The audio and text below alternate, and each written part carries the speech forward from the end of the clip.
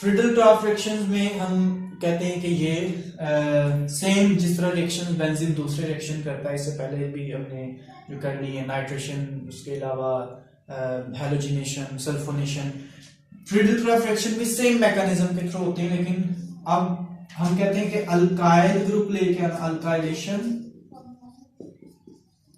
Alkyl group substitute करवाना और acyl group acylation, ये दो स्टेप्स जो हैं, ये दो रिएक्शंस जो हैं, इनको स्पेशल नाम दे देते हैं हम कि ये फ्रीडल क्राफ्ट रिएक्शंस है। अदरवाइज ये इसमें इसके मैकेनिज्म में या इसके जो स्टेप्स, जितने हम 3 स्टेप्स पढ़ते हैं वो सब कुछ सेम है। तो असाइल ग्रुप भी इसमें जो है वो,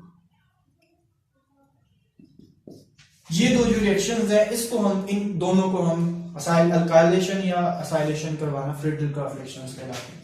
वन बाय वन अगर हम देखें तो पहले अल्काइलेशन देख लेते हैं इसको।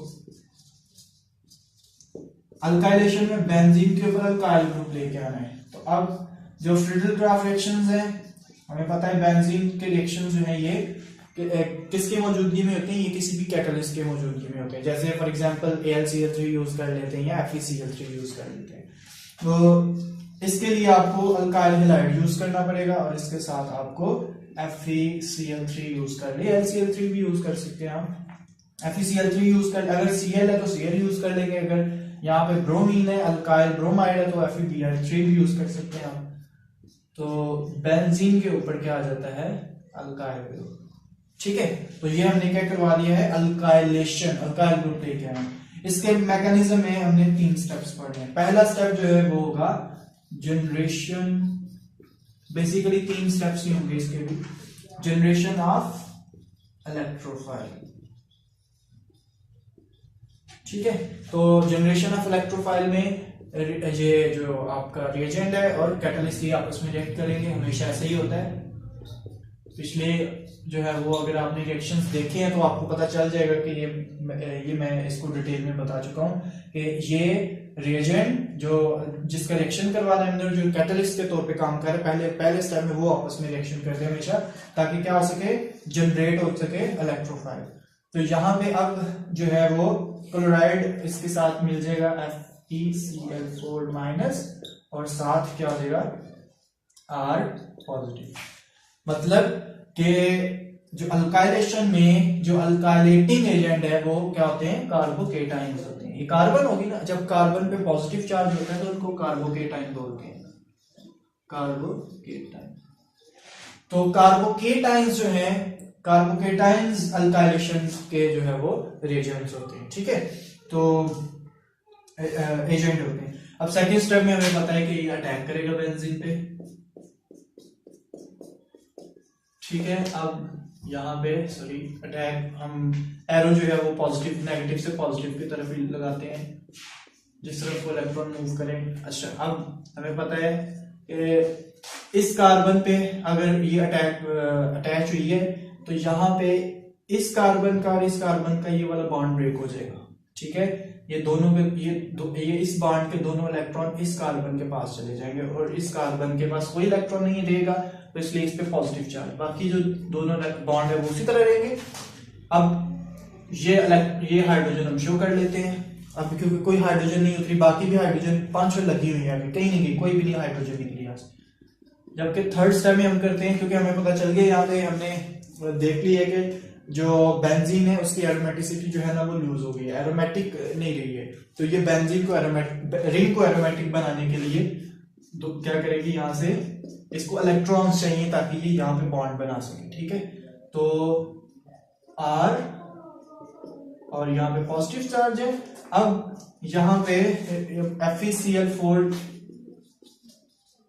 ये यहाँ से हाइड्रोजन को निकाल के तो क्या पर FeCl3 दोबारा जनरेट हो जाएगा, HCl बनेगा और इसके साथ ये हाइड्रोजन जो है अपने इलेक्ट्रॉन रिंग को दे देगा ताकि रिंग जो है वो क्या बन जाए, दोबारा एरोमेटिक बन जाए। ठीक है, ये बॉन्ड बन गया, बाकी दोनों बॉन्ड जो है वो उसी तरह हो। तो ये क्या हो गया जी, इसको हम बोल देते हैं कि अल्काइलेशन हो गई। इसको हम बोलते हैं ये फ्रीडल क्राफ्ट रिएक्शन है, ये अल्काइलेशन है। इसके बाद हमने करना है रिएक्शन स्टार। वैसे यहाँ पे आप AlCl3 यूज करें तो वो बेहतर है। तो यहाँ पे अब हम देखते हैं असाइलेशन।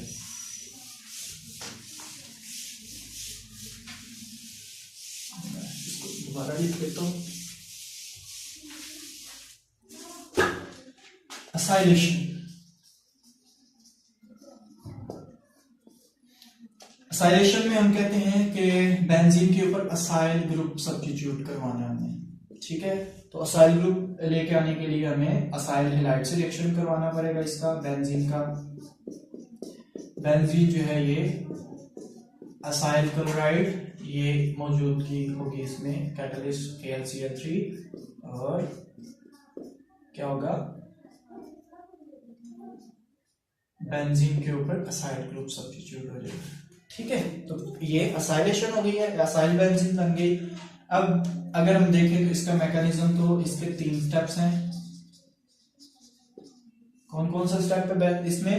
पहला स्टेप सेम उसी तरह जनरेशन करनी है हमने, जनरेशन ऑफ इलेक्ट्रोफाइल, ठीक है। जनरेशन ऑफ इलेक्ट्रोफाइल में पहला स्टेप जो है वो क्या होता है कि जो आपका रिएजेंट है, जो कैटालिस्ट है, वो आपस में रिएक्शन करते हैं। असाइल क्लोराइड और AlCl3 रिएक्शन करेंगे आपस में। यहां से जो क्लोरीन है ये AlCl3 के पास चले जाएगी, अपने इलेक्ट्रॉन में ले जाएगी यहाँ से AlCl4-, और पीछे क्या बचेगा? पीछे बचेगा RC++O+, ठीक है। ये बन गया। कार्बन पे पॉजिटिव चार्ज है, तो इसको भी आप कह सकते हैं कि ये कार्बोकेटाइन बन गया, ठीक है। सेकंड स्टेप जो है वो अटैक करेगी, अटैक होगा बेंजीन पे। तो बेंजीन पे जब अटैक होगा, कैसे होता है अटैक? इसको इस तरह लिख लेते हैं हम। अब एरो जो है हम यहां से इस तरफ लगाएंगे, नेगेटिव टू पॉजिटिव, इस पे पॉजिटिव चार्ज आया हुआ है। अच्छा, क्या होता है हमेशा? कार्बन डबल बॉन्ड ऑक्सीजन, और यहाँ पे हाइड्रोजन शो कर लेंगे और इस पे पॉजिटिव चार्ज होगा, बाकी बॉन्ड उसी तरह। नेक्स्ट स्टेप में क्या होगा? थर्ड स्टेप में बेंजीन जो है ये दोबारा क्या होना चाहती है? अब बेंजीन रिंग जो है ये एरोमेटिक होने जाता है, तो स्टेप होगा डीप्रोटोनेशन। तो डीप्रोटोनेशन करनी है, तो अब हमने करना है इसको